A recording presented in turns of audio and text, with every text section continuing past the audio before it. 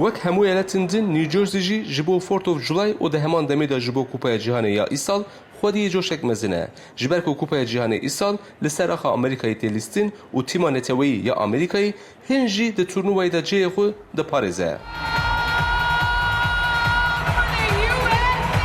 Heta niha Amerîkayê piraniya maçên xwe bi serkeftî bi dest xistiye û derbasî gera 16 bûye.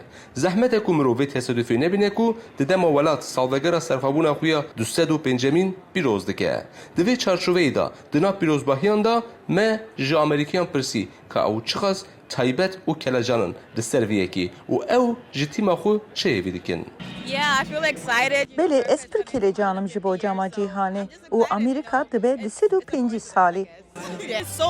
او پر تایبته جبر کو امریکا دبه 250 سالی 250 سالیه که مازن و هاندان لوره. از مامۆستەیە دیرۆکێمە و از ئەمریکای حەز دکم ئەف ساڵڤەگەرە مە یا 250 هێوی دکم کۆ ji ساڵە 1930 ورڤە وێ ببە جارە یەکەم ئانکۆ ساڵە 1930 جارە یەکێ جاما جیهانê li dar ket û ئەمریکا di rêza sêyem de cihgirt ez pêşbînî dikim ku em ê îsal bi ser bikevin. Wekî din jî rastiye ve ku turnuva li Amerîkayê tê lidarxistin û bi salvegera serxwebûnê re hewdem e.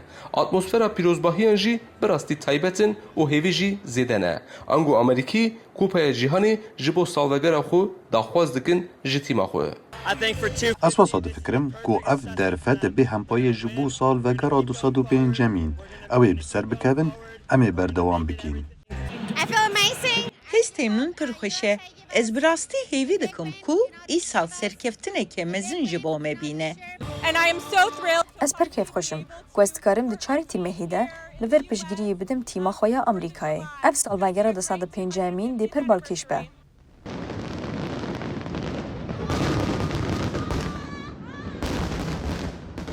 Ji bo gelek kesên ku me bi wan re axivî serkeftina Amerîkayê dê ji çîrokek futbolê bêtir be. Ango ew ê beşek taybet ya vê pîrozbahiyê be ya salvegera 205